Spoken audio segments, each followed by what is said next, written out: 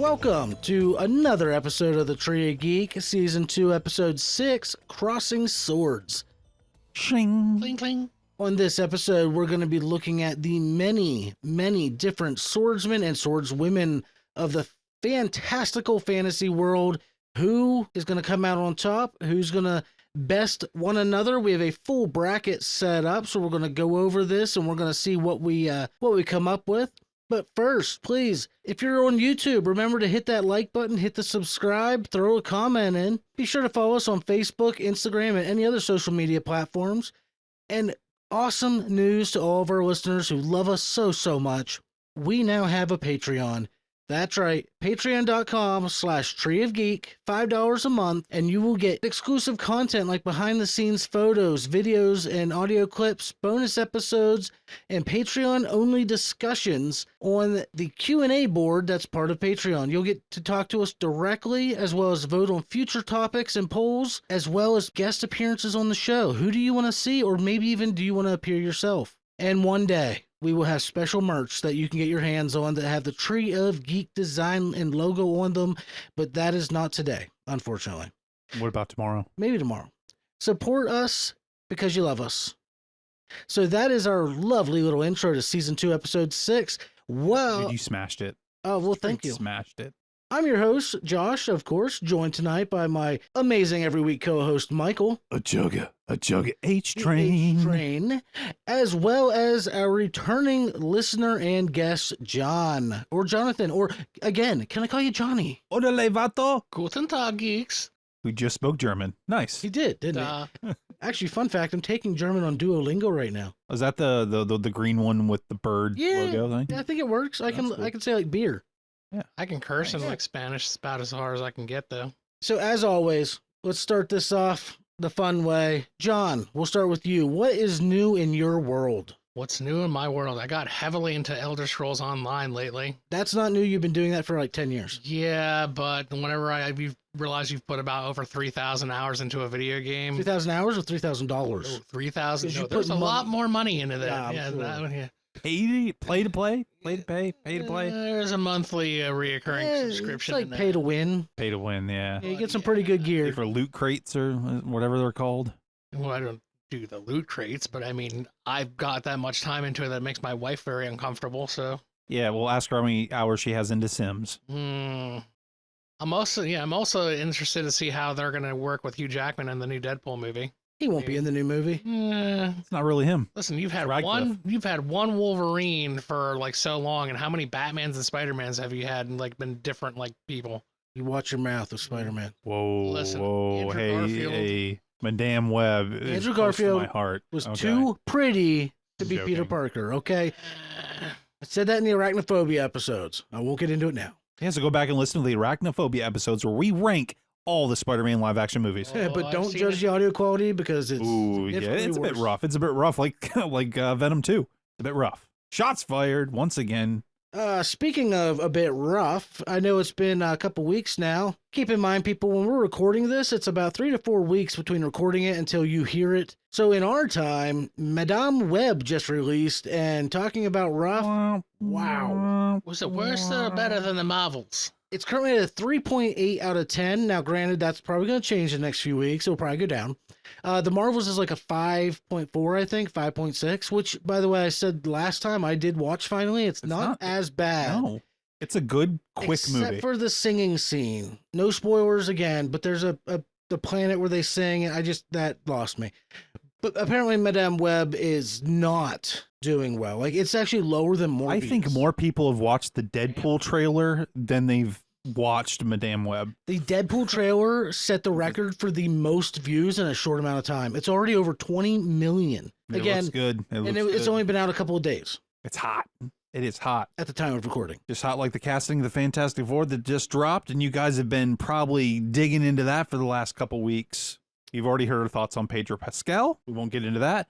But I love Eben Moss, Bacharach, or I don't have his name in front of me, but he is Yeah. amazing in every show I've seen him in. So aren't all of us and our buddy Joe going somewhere soon? Happy Which is kind of Valley technically in the past. Wonderton. Yes, a little ways away in a college town nearby in central PA. there's going to be a small Comic-Con called Happy Valley Comic-Con that we're going to be attending. Second year, I do believe. And if I can get them done in time, we might even hand out like our card with the podcast on it. So A little exposure. if you're going to it and you hear this, well, it's going to be well after that, and you get one of our cards, let us know. Right For on. them. Well, shout out to the Iron Claw. For the wrestling fans out there, just watched it for Valentine's Day. It's a great Valentine. It's a horrible Valentine's Day. Anyway, if you want to get some tears going, for some manly tears about some really depressing things, but you love wrestling at the same time, maybe you love the Von Erichs, maybe you love Jeremy Allen White and some other folks like, I don't know, Zac Efron, maybe Lily James that played Pamela Anderson. Anyway, check out the Iron Claw. Yeah. So whoa. Okay, we're already butting heads, buddy. We're like a ram. Have you ever seen a ram, like an actual ram, like a mountain ram, climbing up, not like a Dodge, but an actual ram, and like a bull butt heads? Oh yeah, the ram will wins knock 'em all. down. It is hilarious. Mhm. Dude, these bulls get fucked They up. get factory reset real quick. I love it. Have you ever seen like the little billy goat and like the kid with the helmet on, and the Yes. goat's like, it's so cute. Goats are dumb as fuck, but man, it's cute. It's cute. So as three guys that grew up in the 90s, just curious, did any of you ever grow up watching like the Spider-Man cartoon? Yeah. I saw a couple episodes. here and Spider-Man there. and his amazing friends. Yeah, I'm that old. Yeah. What about the X-Men cartoon? Da-da-da-da-da. Yeah? Da-da-da-da-da. One of your favorites? Da-da-da-da-da. Well, did you see the new trailer? They Ba-na-na-na. finally announced X-Men 97. It is a full revival on Disney Plus of the original X-Men cartoon, picking up where the original series left off. This has Which- been gestating for a minute, and I've just been like, the volcano of excitement inside me for like the last year and a half has just been churning and churning, waiting for this trailer. I watched that trailer multiple times today alone, and just the animation style feels like the 90s. The soundtrack feels like the 90s. Like everything about it, as long as they don't screw the plot up, could be amazing. Little known fact: Yeah. more people have watched that trailer in the last 24 hours than people watched Madame Web. I'm just saying, probably. Doesn't surprise me.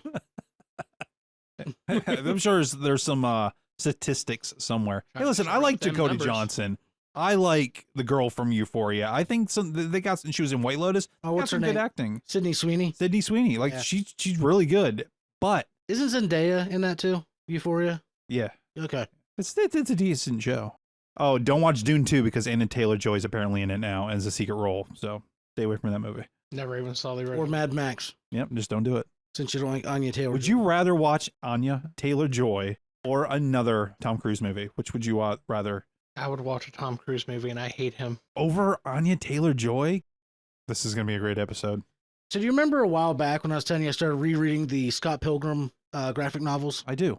Around the same time, I was telling you, like, my daughter started picking up, my 8-year-old started picking up comic books and stuff at, like, book fairs. And, well, it turns out from the school library, she started checking out this graphic novel series called Amulet, which I looked into a little bit. The 9th book just came out. I mean, they're decently thick graphic novels. Like, you're talking probably 3/4 of an inch thick, which for a little kid, that's a pretty thick book. So I figured, all right, she's on the 3rd book, because I went ahead and just bought them for her. I mean, yeah, you're into it.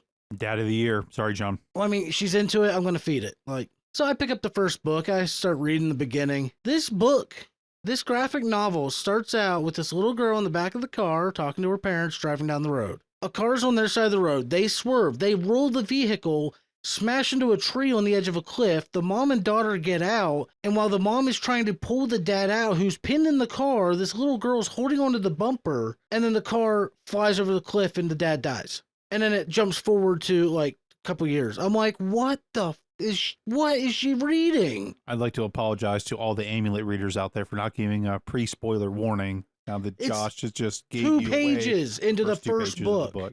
If you're an Amulet reader, I think you've read it. But I said to my daughter, That's I'm pretty like, graphic for I'm a little like- kid. I'm No like, bet. you're reading this? And she's like, yeah, the beginning was kind of sad. The ending was really sad too. I'm I like, well, love don't how tell she me, I'm said- reading it. Yeah, but little kids play the beginning of The Last of Us. I love how she All the said time. kind of sad, as in, it's all right, it I happened. mean, the main Like, character what the lived. hell? Well, and I was asking her about it. She's like, yeah, it had to happen. What? Yeah, she already understands the Apparently the I'll story understand arc, later. structure and motivations of characters. Like, she gets it. She knows where plot points need to be. She knows how to go with the beats. So maybe one day we'll have her on here to talk about Amulet. She asks me every week, "Can I come with you?" I'm like, "Babe, you sit on a couch and do nothing." Like, she's like, "I'll play on my tablet." I'm like, "No, you can't even talk." No. I'm like, "I'm sorry." Yeah, John's not even allowed to talk. He We hasn't invited yet. him. By the way, people, John's here. All right. Oh. So enough random. Jibba jab. Yeah, let's get into this a little bit. Do you want to explain? What are we here for? You want to explain the rules of what we're doing tonight? All right, so this is what we're here for.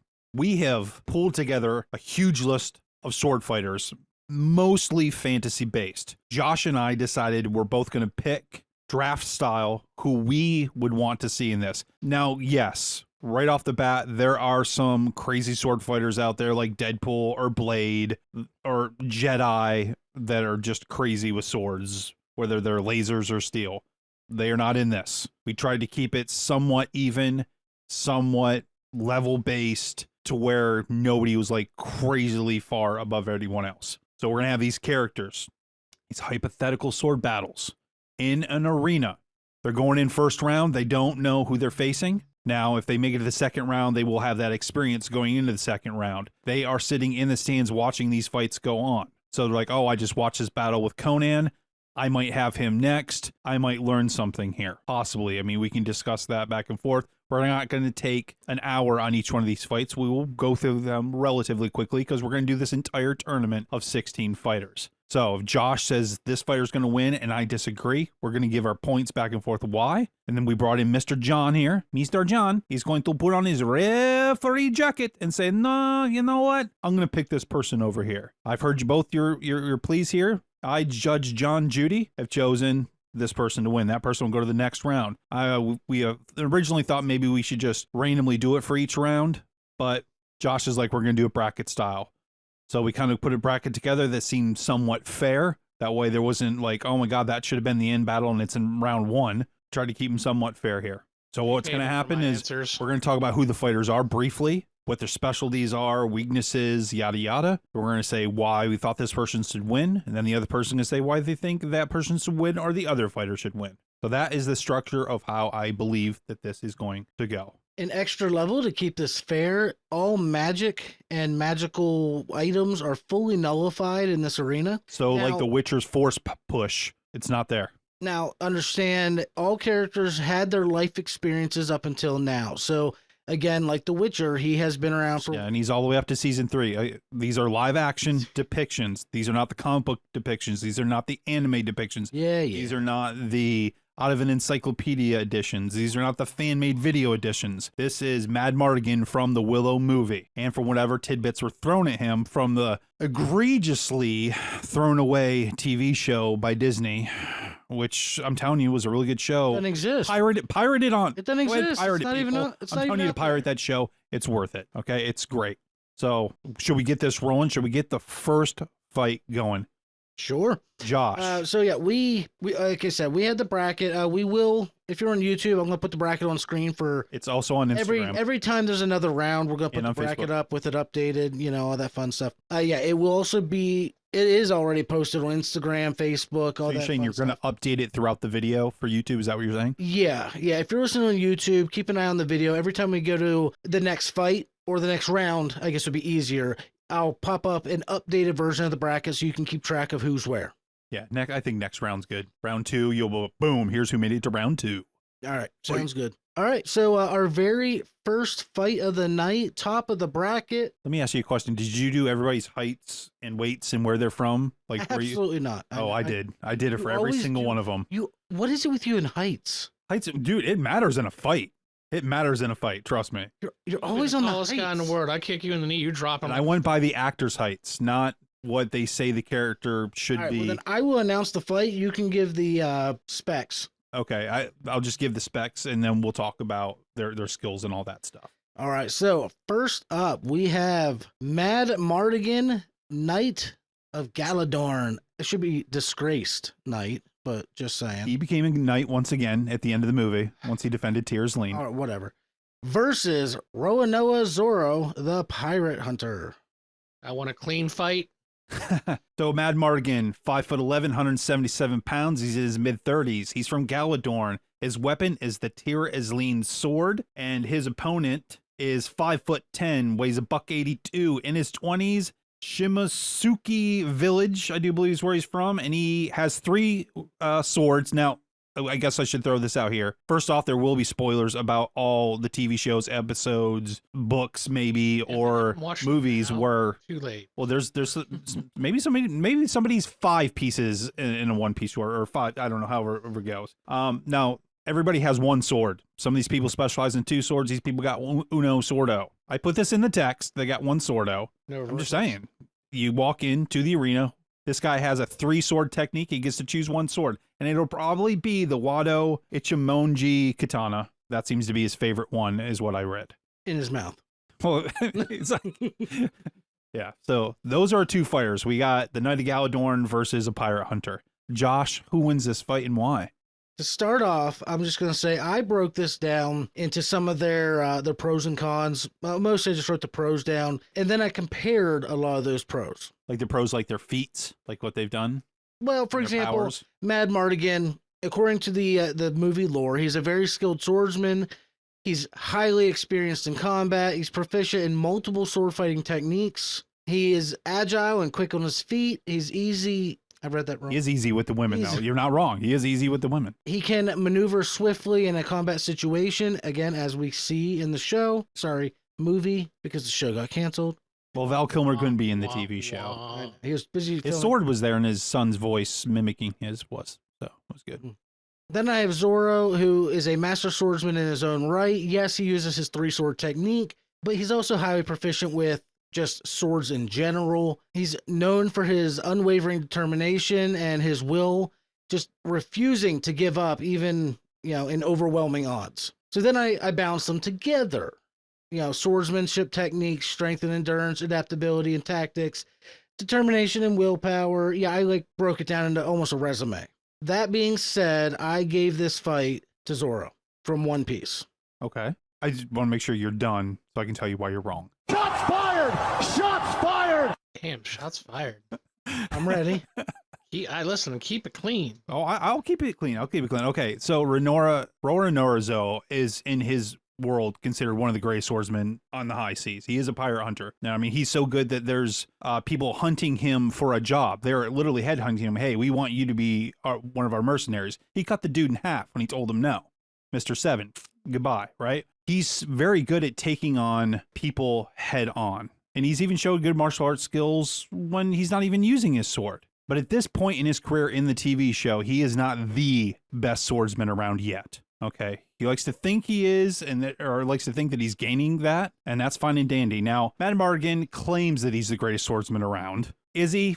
Well, he might not be the greatest swordsman ever in his realm, but he defended an entire castle by himself against a platoon of like 50 guys and a 2-headed fire-breathing monster made from a troll. Yeah, Willow was there, but he pretty much defended this entire castle on his own. He's used to being on the battlefield with multiple crazy chaotic things going on. He took on General Kale, the best bad general warrior that Bavmorda had, and defeated him.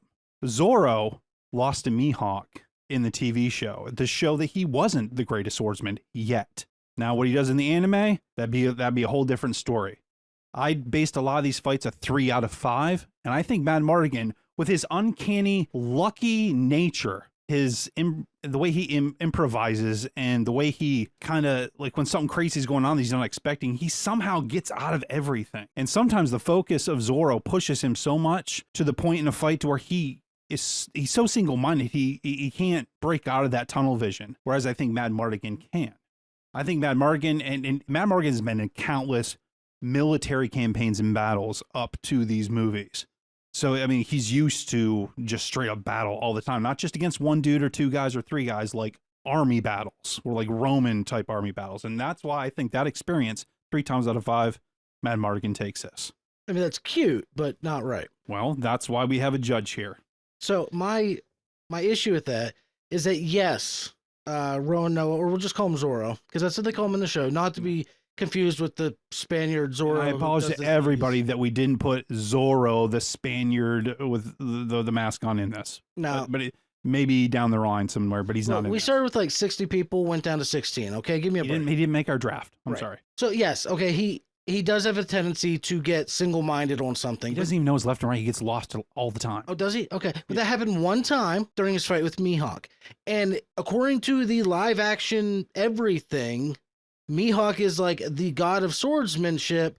He is the only person to face him and not die. So that means that, yeah, he is pretty high up there on Sure he let him live. the adequate, really. He did. He was on his knees, ready for the death blow, and Mihawk was like, And nah, he not let today. him live because he is the only one that was ever able to fight back. Mihawk took a phone call in the middle of war. That's how confident and good he is. But Zoro was able to actually hold Did his Zoro own win? for quite a while. He did not win. Okay. But he is a pirate hunter. Pirates in this universe are the most feared everywhere. Well, that's because they're like half shark people. And yet he goes around killing them because that's what he does. Look, I'm not taking anything away from And Zoro. I'm not. Batman climbed out of a well. And then got lost walking back to the house. Well, yeah, that happened too. Yeah. I think, well, listen, we got to give this to the judges. We got to go. We got to. What do you think, John? My vote is going to go with Zoro. And Yeah, okay. it's strictly pointing because you said how Mad Mardigan, he was basically a master like on the battlefield. But Zoro, you had said how he gets tunnel vision. If he's only got that one target, there ain't nothing else that's going to stop him. They're both equally skilled. Yeah, I believe I said determination. Yeah, you hear that? Sometimes it blinds your better judgment, but You're right, but I mean... that's fine. I'm not going to argue with you, Judge, if that's what you think. But skill for skill, I would like to say Zoro. I think he could take him. So Zoro moves on to round 2. All right. Okay. And just a side note, if at some point Michael and I agree, we'll still give our reasonings as to why that was our pick. So moving on to battle number 2. This one I actually had an easy but hard time with because I know what I want to think, but I know what live action dictates. So battle number 2 is Conan the Barbarian versus Jaime Lannister with 2 hands. Why would we throw Jaime Lannister in with one hand? Okay, he was considered the greatest sword fighter ever with 2 hands. He was, with but 2 we hands. also said that up until that they have all their life experience up until this moment. It's already in the ink, man. Things dry. Just It's saying. there. So again, we are looking at live action only, which means no, we're not looking at comic book or graphic novel or novelizations of Conan or book version of Jaime Lannister. We are only looking at live action Arnold Schwarzenegger and whatever his name was. Waldo Costo, Sure. something like that. I honestly can't remember. Yeah. I thought about putting on the actors' names, and for some reason I didn't do it. So anyway, Put we their got. heights. I did. Jaime Lannister, 6'2", 191 pounds, age 36. That was very specific, so apparently. He's from Casterly Rock, and his weapon is called the Widow's Wail, one of 2 swords forged from the Stark sword. The other being Oathkeeper, that will later be carried on by Brienne of Tarth. Then you have Conan, the Barbarian, 6'2", 235, from Samaria, 30 years old-ish, and he's carrying an Atlantean broadsword. I guess what I should tell you is why one of them should win and one of them should lose, correct? But I guess I would have to go over the powers and the abilities. Like, Jaime Lannister is renowned to many to be the greatest swordsman of Westeros. The other guy was apparently murdered later on, and he was double teamed. But up until this point, they're like, Jaime Lannister, he's the man, he's the lion, he's the one. He killed King Aerys Targaryen, won several kingdom tournaments. He was the Lord and Commander of the King's Guard and killed Euron Greyjoy with one hand, later on in the series, by the way. So even if he did have one hand, he's still a badass. His weaknesses, though, he's arrogant, and this can cause him to bite off more than he can chew at times. So then we roll down to the old Barbarian, whose powers and abilities, he's very strong and very durable. I mean, he's a barbarian. He's a champion pit fighter and was trained by Eastern sword masters, as well as being taught philosophy. His feats are that he defeated Thulsa Doom and his 2 generals. He helped kill Satha, a giant massive snake. He defeated the wizard Toth Ammon and the warrior Bombada, played by Wilt Chamberlain, that really tall dude, because you know I love height, right? The dude was huge. He was massive. Yeah. He's a ladies' man, apparently. And he also defeated a mutated god creature, Dagoth. His weakness, he can drink a bit too much, lessening his skills, and sometimes he forgoes his training and opts for brute force. I went back and forth. This was one of the razor-thin ones for me. Jaime Lannister is renowned as being one of the greatest swordsmen, but we never really see him be the greatest swordsman. If you read the books, there might, I have not read them, there might be some more stuff, but live action, you see him kick the crap out of some people, but you don't really see the master. Conan, you visually watch him in these movies annihilate threat after threat after threat. Even when he was like down and out and almost dead, he still comes back and still wins the day. I think Jaime Lannister, as skilled as he may be, cannot handle the brute force. Even if Conan's a little unhinged and maybe not as skillful as normal, because I'm sure Jaime Lannister is going to piss him off with his mouth, I think Conan's strikes are going to be too hard, and he's going to take out Jaime Lannister 3 times out of 5. Maybe even 4 times out of 5. So my pick is Conan the Barbarian. Okay. Conan, like you said, he's known for incredible strength and physical prowess. Like, he is a machine. Jaime, known for being more of a finesse swordsman. Like, he knows all the skills, he knows all the tricks. Jump back to Conan, the dude had a lifetime of training for this. Like, this is all he was ever raised to know. Jaime was pampered. Like, you could see where I'm going with this. Just laying down, drinking some wine, eating some grapes. Yeah. Having fun with his sister. Pushing little kids out of tower windows, you know. He did it for love. The things I do for love. So I obviously also went with Conan the Barbarian. I went with Conan because I feel that in the end, his overwhelming just brute force and relentlessness is going to it's going to wear Jaime Lannister down to the point where he can't defend It's anymore. like Jaime Lannister taking on the mountain. We saw what happened to Oberyn Martell when he got cocky. I think the same thing would happen here. So, Mr. Fantastic. yeah, Mr. Fantastic. He got taken out by the mountain. Yeah. So I think Conan's going to cut his hand off and then kill him. Yes. So I give this to Conan as well. What do you say, Judge? Do you agree? I totally 100% agree with that. I think endurance is going to play a great part in this, and Jaime just doesn't have it. He's going to crush him. Please stop. Stop. No. All right. So the agreed upon verdict is Jaime Lannister is out. Conan the Barbarian moves on. Correct. Which now makes me sad because that means round 2 is going to be Zorro versus Conan. Hey, it would have been fun, Mad Mardigan versus Conan.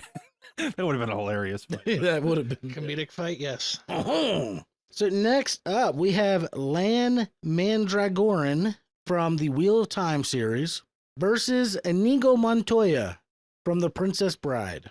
I'm not going to lie, I laughed very hard, trying to figure out how I wanted to get all this figured out. And then I realized I wasn't completely sure on who would win. I was sure right away. So Yeah. so I'll be honest with you, I've never seen The Wheel of Time. I thought that would be a factor with you two not watching the series. Well, so after quite a few videos and a little, hard thinking, I came to my conclusion.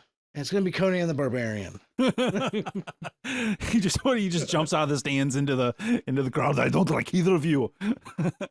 So there's gonna be a lot of Arnold impersonations this episode. I hope you folks are ready, unless he loses in round 2. So Inigo Montoya, a master swordsman trained in the art of fencing, that was a major part of my decision. He's skilled both in offense and defense, capable of very precise and deadly attacks. He's known as like one of the best fighters in that universe, except for the Man in Black. The dreaded pirate Roberts. That'd be him. Agile, very quick on his feet, unless he's drunk or using his left hand when he's right-handed. Meanwhile, we have Lan. Is that how you pronounce it? Lan Mandragoran. Okay. Who's considered the greatest swordsman of the Wheel of Time series. He's second to Rand in the books, but he trained Rand. Okay. So He was also... Wait, so he trained the guy who's better than him? Yeah, but the guy has like magical powers. That's... well, we don't care about the uses his books. magical powers. I don't know. He's also trained in the martial arts of Malkiri. Which is the name of his people. He's the king of the Malkiri. He's royalty. And he's considered a very highly strategic fighter, capable of analyzing his opponent's weaknesses. In the end, it came down to the fighting style. Inigo Montoya being proficient in fencing meant that he's a jabber. And I feel like somebody that's like Lan, that is that disciplined, that he could take a jab or two and then slash. So as much as it hurt me, because I love The Princess Bride, I gave this round to Lan Mandragoran. I'm sorry. Sorry, Mandy. You're I'm out. sorry, Buttercup. I still love you. Yeah, I agree with you completely. Lan Mandragoran has his people train kids to start fighting from the beginning. Like when his people were killed and he was taken by a bunch of soldiers to protect him, he was trained from like 8 years old to survive. Then he has the ability to focus his mind.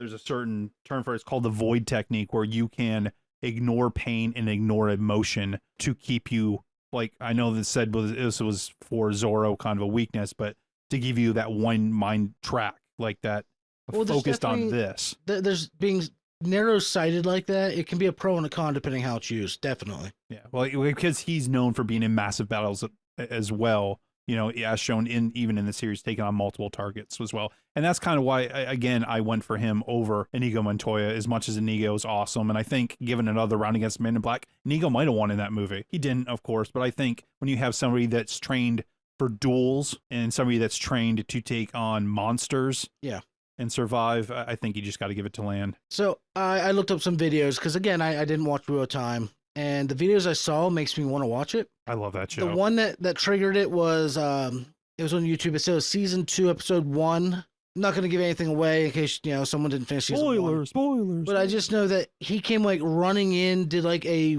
wall running jump, came down, cut somebody, jumped over, did this, did that, and I'm sorry, Inigo. It's like One Piece only in a serious way. Yeah, but like Inigo Montoya wouldn't even see him coming. I feel. No, I don't think so at all.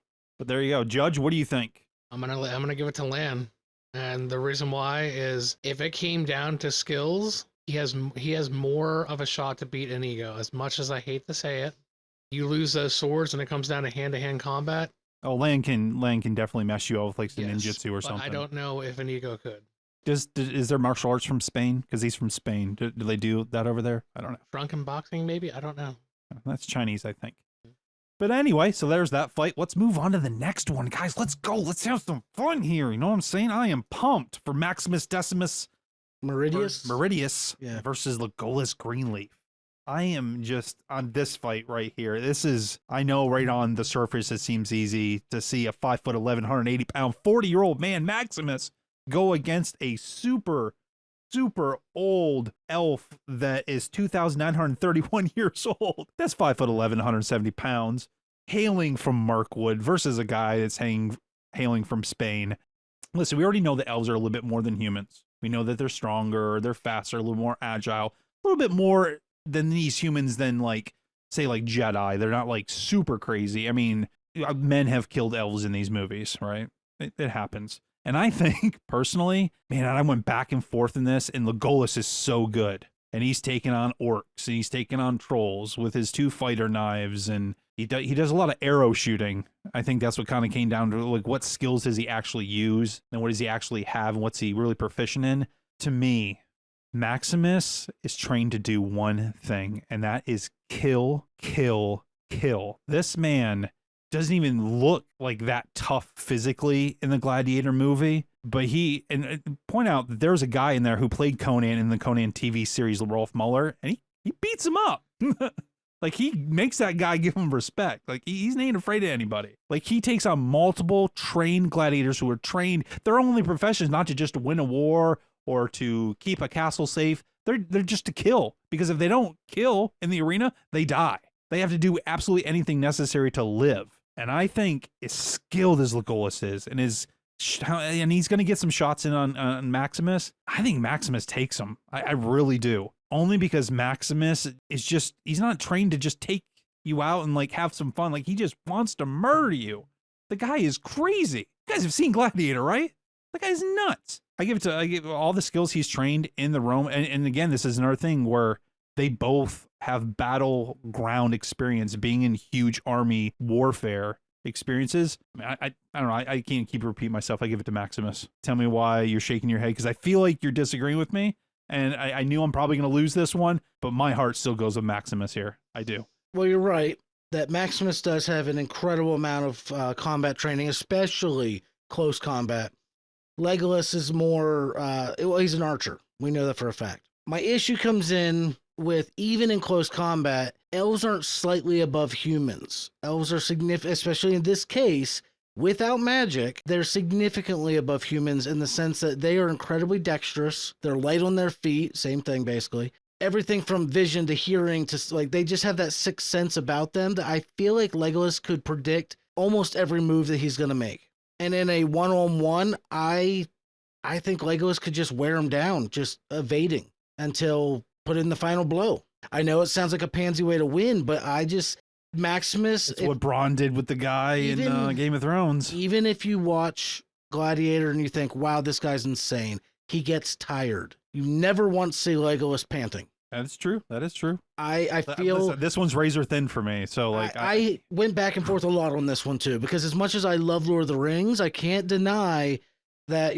Russell Crowe was a freaking badass in this movie. Like tank. He is built. Tank. He's built to kill. But I mean, Legolas took down a giant elephant. He did. Still only counted as one. He was using arrows and things, but yeah, he did. Yeah, it was arrows. Yeah. I have to give this to Legolas. I do. Okay. And again, my reasoning is simply the amount of nimbleness that he would bring to a battle. I feel that he could evade and predict every move long enough that he could eventually get a killing blow in. Yeah, I kind of went back and forth at even having Legolas in this, thinking of what elves can do. But after going over some of these fights in my head over and over, there's a couple of fighters in here. I'm like, no, I think we'll keep him in, because I think there's a couple. The fact that he's moving on, and I think there's for sure a couple others that are going to move on. I don't think Legolas is just going to run away with this. So, but okay, I hear your point. Take it to the judges. You have 1 for 1, and who wins this fight? And why? For experience reasons, I'm gonna go with Legolas, and the reason why. I mean, he's old as dirt, man. He's got tons of experience. He's very quick, but you've seen him in movies where he takes on some big guys and doesn't give a shit. I mean, Russell Crowe, Maximus. I mean, he's no guy to scoff at. Like he would make. He took on Tiger Seagal, a gladiator guy Steven that had Seagal never lost. Like, this was the champion for Commodus. Well, he says, "Get in there. Nobody's ever kicked your ass. Kill this dude." He brought. You know what he did? He killed the guy. He killed tigers. Yeah, like he didn't like. That's what I'm saying. I mean, he's not a wimp. He's an amazing fighter. It just sucks to see a fighter like this go down. And I'm not throwing a fit here or anything. It's just he's such a good fighter. And you were hoping to see him versus Conan eventually, weren't you? Yeah, that would have been a good fight. But I mean, man, I don't know. Would have been crazy. All right, so there it is. So he dies in another arena. But I think Legolas honors him, because I think Legolas at the end of this would be like, damn, that was one hell of a human. Holy shit. But you also that dude got me a few times. At the end of the day, though, I think he wouldn't even kill him. I think he would just knock him out. Knock him down. Yeah, because this is a 10. You can put him out for 10. You know what? Incapacitate him. At the end of the other day, Maximus is with his family again. Yeah. Wow, rude. Hey, that's where he wanted to be all along. You give the man what he wants. Man, right? I actually just on the way home from work today, I'm fully caught up on my podcast I listen to. That's not ours. Shout out to Mysterious Universe. Love you guys. And I couldn't listen to music because I'm not going to pay the like $30 a month to get my Amazon Music on multiple devices, and my kids were listening to it at home, so I couldn't listen to music. So I listened to a few random podcasts here and there, and I ended up putting on movie scores on Pandora, and Gladiator was one of the first ones I played. I have it on CD. Oh, such a good score. So good.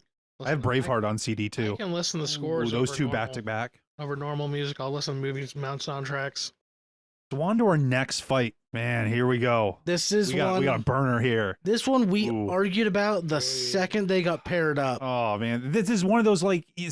And the worst part is, I don't even know which way you're leaning, and you don't know which way I'm fully leaning. I gotta find out how you guys even paired them up. Was it like a D20, like lowest number, highest number? So like, we drafted 1 through 10.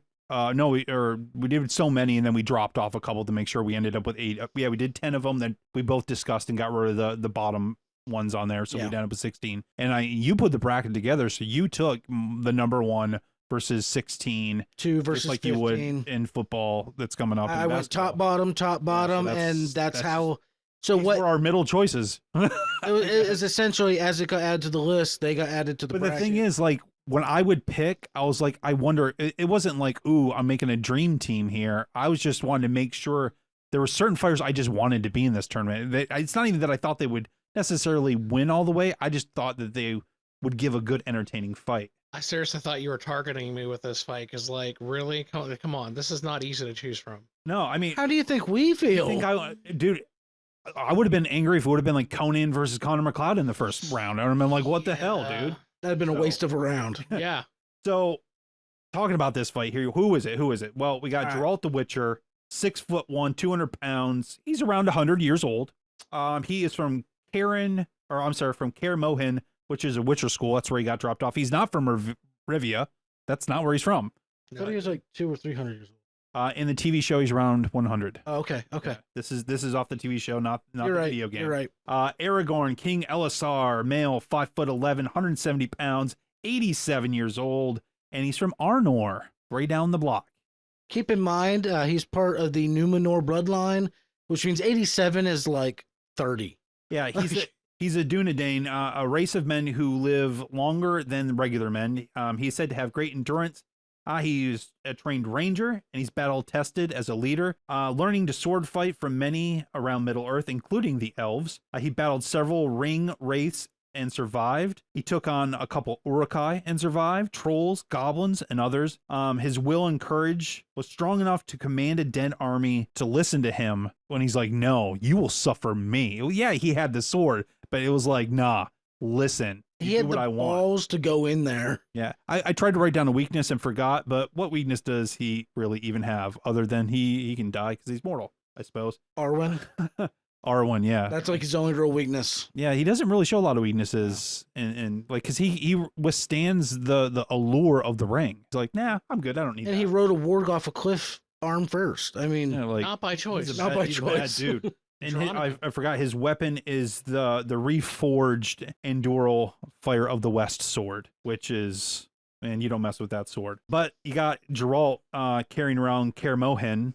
I'm sorry, well, that's where he's from. I need my eyes checked. I don't know. His weapon is you want to start that? Sahil. So then you got the Witcher, who he's carrying around the Sahil, I think it's called, which is a dwarven meteorite longsword. I mean, meteorites. I mean, the Silver Samurai, doesn't he have a meteorite sword in the in the movie? I thought it was like completely. Not the movie. I'm talking about Silver Samurai from the comics. Doesn't he have a meteorite sword? I can't confirm that. I thought he did. Unfortunately, I don't know. His powers and ability. His mother was a sorceress that left him at Kaer Morhen, a Witcher school. There he was exposed to a mutation, making him tougher against monsters. This mutation has given him superhuman strength, reflexes, and cunning. He has enhanced sight in the dark, and he can use a magical cantrip called Ard, which pushes opponents around, that he is unfortunately not allowed to use here. But does he need it? We'll see. His feats, well, he's trained in sword fighting with years of training and experience in battling men and monsters well twice his size, and he's battled many magic users and come out on top. His weakness, he has an occasional drive to finish the battle, can only cause his body great harm. Sometimes he pushes himself a little bit more than he should, and he loves his daughter. Is it his daughter? It's sort of his daughter. It's sort of confusing in the show. But I mean, Adopted daughter. That's what I have. So my pick for this fight, oh my lord, oh man, going back and forth, back and forth, back and forth. I had to go 3 out of 5 fights. Like, who takes that fight?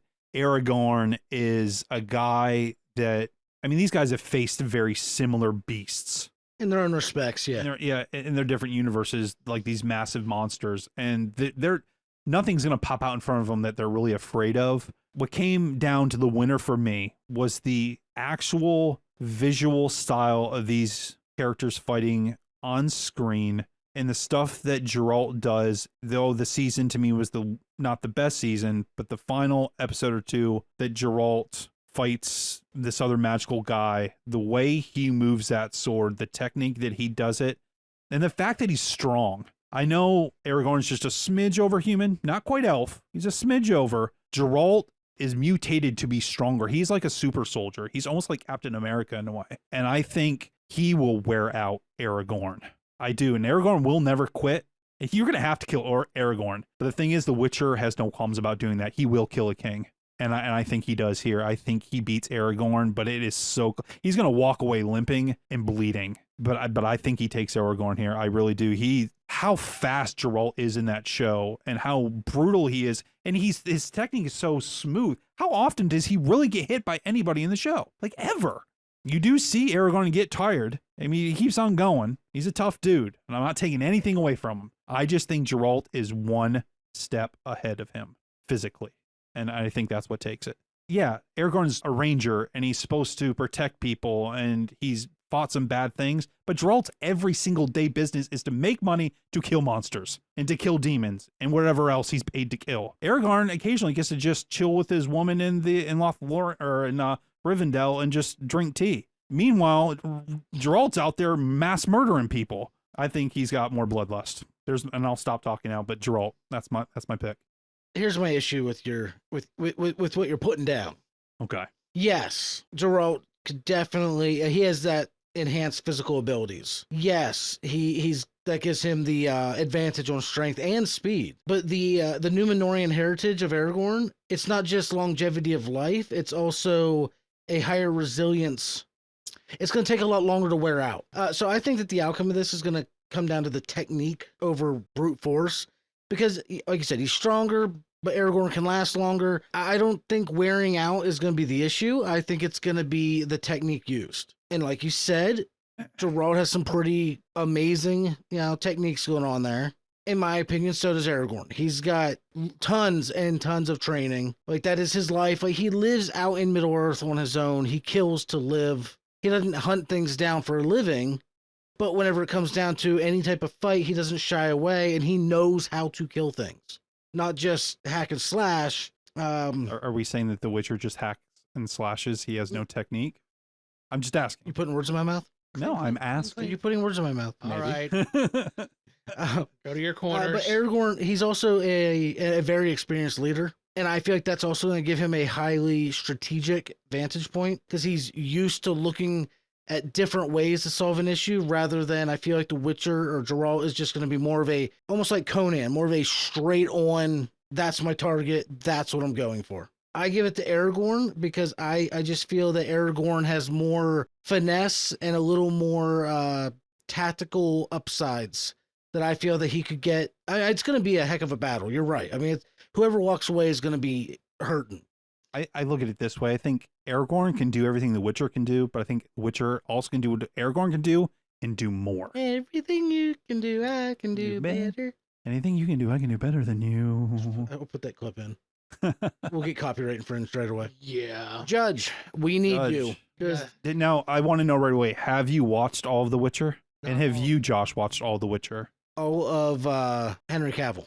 So you were all caught up. So you did see him. 3 seasons, right? Yeah, so you saw him fighting, and I know he lost the magical dude, but Spoilers. you did see him fighting the staff guy, right? Yes, and it was amazing. Don't get me wrong, it was amazing. Woo! But I have seen The Lord of the Rings probably 1,000 times in my lifetime, and every time I can't help but watch Aragorn thinking, like, he doesn't get hit. He's just this amazing swordsman. He's insanely dexterous. Like, yeah. So at the end of the day, I'm going to say that I feel that he's going to outplay Geralt, but The last thing I'll say before I throw the verdict over here, and then I will rest my case, is I feel this is a Batman versus Captain America scenario. And in this scenario, I think Geralt is Captain America, which is probably why I'm going to lose this. But I think Captain America beats Batman 9 times out of 10. I have always thought that way, and I will always think that way. Prep time, no prep time. And I think in this scenario, Geralt is Captain America, and he will physically be superior and physically beat Aragorn. With your argument thrown out, mine thrown out, John, who takes this to round 2? no pressure, but this is our friendships. I'm gonna tell you This is worse than Nuno. Yeah, you guys did not make this easy. And both of these guys are going to be sizing each other up as they're walking out to this arena. They're both incredibly skilled. Both have tons of time on the battlefield, but it's going to come down to, I think, swordplay. And I think Geralt is actually going to have it. There's a reason you're my second best friend, John, and that's it right there, buddy. I like Aragon, but I'm like, if I'm looking This is what I do to my friends. Do you want to be number 2? From the live action, that sword that Aragon has is sharp as hell, but it's a broadsword, and I'm thinking Geralt's going to have speed behind him. That was the other point I didn't even bring up, is the fact that Aragorn is using a larger, slightly slower weapon, and Geralt is using a slightly smaller and quicker weapon. It is still a longsword, but they his muscles both back him up. I mean, they're both going to be fighting. You know there's going to be fists being thrown in that. But listen, like, there's so many times I could give this to Aragorn, though. Exactly. I really could. I mean, the guy is, One there's a wrong reason move. he's King Elisar. Like, he brought everybody back together. He did what he did because he is the badass that he is. But I looked at this specifically as in, because there are people who like Aragon. He walks into a town, people like him. I just think he'll walk Geralt's more of a into town, junkyard dog. and He it- just is. But He's Geralt, dirty. he'll walk into a town and people automatically hate him. He's ready for a fight all the freaking time. And I just want to throw out there, everybody's like, oh, Batman plays dirty. He'll kick Captain America in the nuts. Captain America can play some dirty shit. I've seen a couple comics where he's done some dirty things. So I don't know, where did this ever come from, that Captain America was Scott Summers from the X-Men? It was a goody two-shoes. Not Summers. Like is a whatever, joke in the comics. like whatever happened to Captain America's? He fought in World War II. He did some bad things. Took out some Nazis. You think he was always nice when he killed those Nazis? No, he kills. Does Batman kill? No. He's not Captain Canada. Sorry, eh? Hey, sorry. Oh, I didn't mean to hit you there. Sorry. All right, so now that my soul has been officially crushed, we will move on to the next fight that I think is an open and closed case. This one's not going to take 45 minutes? Not at all. I think this is a pretty black and white one. Brienne of Tarth versus Arthur Pendragon. What? You don't know who Arthur Pendragon is? That's because nobody cares about him that much. Nobody cares about King Arthur? It is King Arthur from, was it Sword in the Stone, all This that one is fun from stuff. Excalibur, Yeah. the movie back in the 80s. No, it doesn't have to be. It could be little Arthur Pendragon from Merlin. I mean, No, the picture little is pansy Arthur boy. You have a Pendragon, picture. I don't have a 5'11", picture. 170 pounds in his 30s. I don't have a picture. From You have a Tintangle. picture. I can think I know where you're going with This- your pick, but okay. I chose the guy from Excalibur. That's the Arthur I chose for this. I thought that we were in agreement of that. I apologize if we were not. Honestly, it doesn't matter. It doesn't matter. It I doesn't matter that she's 6'3". will go ahead. When it comes Yeah. to her weight, a lady doesn't tell. But you have And she's from Tarth, and she has Oathkeeper the sword. See, I'm going to throw these facts out because I think they're important for whenever one of these people get to the second round. I agree. Go ahead. So, Continue. well, you started it, so just tell me right now who wins this fight. I so cut and I think dry. you can guess. Yeah. Oh yeah. I am going to give you my pick of Brienne of Tarth. I am going with Brienne of Tarth. Okay, I think the reason why, let me just roll here real quick. If she could step on him. She probably could. Probably could. I mean, he was, what did I say, 5'11" or something? In my head, I'm picturing in Futurama, like the Amazon women, like where they're like snoo. Every time it's a strong woman, that's right where you go. Is it any woman with any tone that you just go straight to the snoo? I just like me a good strong woman. I think a good strong woman's amazing as well. I don't know. You always go there. In our whole entire years of friendship, it's but that's cool though. That's cool. It's a cool Futurama show. I don't really watch it. So do we need to defend our points here? No, I think I'll defend her points in the next round of her determination and. Yeah, this is a pretty easy. Pretty much, I think like the fact that she gets to beat a king gives her extra advantage or extra motivation, and I think he's gonna be like, I can beat this chick, and then he doesn't. So I'll throw this out there for Arthur since he died. That's Excalibur. He is a very, Not helping. again, if it sounds like I'm reading, 100. it's because I am reading my notes. He's a very formidable warrior. He's a charismatic leader. Yes, he's led his knights to numerous victories, battles, and campaigns. He embodies the principles of chivalry, honor, and fighting with nobility and integrity on the battlefield. None of that matters in a 1-to-1 first dead loses. One of the weaknesses I Wait, put first on, dead loses? Of course first dead loses. I put on one of his weaknesses. He doesn't pay attention very well, which is why he got cheated on by his best friend. He loses sight. He doesn't really. Ooh. He didn't watch out. Brienne's going to take Guinevere for a ride. I also feel that even though he's got Excalibur in a realm of no magic, Excalibur's not going to be as useful as he thinks. It's just a really strong sword that doesn't supposedly break against other swords. But in most lore, well, again, yeah, you're going by movie, but in most lore, Excalibur holds some type of innate ability that Extra luck with your swing. extra luck, extra dexterity, extra, But she's got Oathkeeper, and Oathkeeper, she don't break an oath. Listen, she's that is gonna true. take that That is Excalibur and leave him crushed and bloodied on the ground and walk away with his new toy. Well, there you go, guys. he's going to walk away with his head. That might have been probably the quickest. Probably. It was. I think it was the easiest fight for me. Second And easiest fight for me. on she this took bracket. out the mountain. He was sick and he was hurting, but she Or did. not the mountain, the hound. The Hound, that Sandor Clegane. Yeah, that was brutal. But dude, she took on Loras Tyrell and beat him, and Jaime Lannister, even with one, like she sparred with him. I mean, she's a bad woman. Like, do not sleep on her in this tournament. Brienne is no joke in this tournament. I'm telling you, she's a tough lady. I haven't even seen Games of Thrones, and I knew that. Games of Thrones over here, he says. It's games, not just one. All right, so our next battle, we'll just move right along to Leonardo the Ninja Turtle versus Achilles the Myrmidon. You got a 5'2", 280-pound turtle from New York City swinging a katana. You have Achilles, 5'11", $165 in his 30s from Pythia. He's swinging his Greek Xephos, if I say that correctly, those type of swords. I mean, we know who the Teenage Mutant Ninja Turtles are. We know who Achilles is here, right? I mean, I could go through their weaknesses and their strengths and their feats about being foot ninjas and taking on, just crazy amounts of warriors at Troy. And this is Brad Pitt cutting it up. This is Corey Feldman cutting it up. But I think when the dust settles here, Achilles is going to have a turtle trophy. Even though he's got the shell and he's got the front, like Boagrius, 7 foot tall. Achilles takes him out in one shot. The only person to hit Achilles before the very end of the movie in Troy was Hector, and he hit him once. And it pissed him off, and he killed Hector. I mean, Achilles is like Maximus, as much praise as I gave him earlier. He's like Maximus on steroids. Yeah. Achilles has like One Piece, Legolas type moves going on. He cut off a bronze statue with one swipe of his sword. He decapitated the statue. Brad Pitt's Achilles was nuts in this movie. Like, just absolutely relentless fury with precision and skill. I give it to the Myrmidon. What do you got, Josh? I have to agree. Okay. Why do you agree? That's it. That's it. I love it when we do it. We just bait each other. No. Yep. We're good. Yeah. No, I have to agree. I think Achilles is going to take it.